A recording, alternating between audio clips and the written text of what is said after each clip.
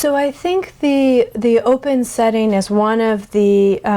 maybe most difficult but most important aspects of the treatment that we have here. Many of the patients have, well, all of them have complex psychiatric issues, and many of them have had a hard time keeping themselves safe in the past and have had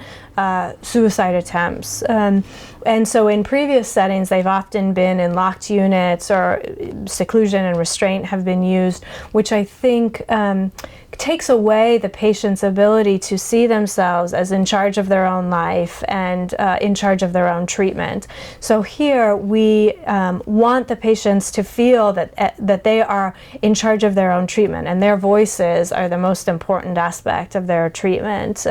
what they need from the treatment, how they need to use the treatment, etc. And so the open setting is part of that model, that we rely on the patients to keep themselves safe and build up a relationship with the patient based on trust and sort of dialogue between the treatment providers and the patients. And I think it allows the patient to begin to realize that they are the ones in charge of their own treatment. The treatment here is not about doctors telling the patients what they need to do, but it's about the patients figuring out for themselves what they need to do in order to take up their own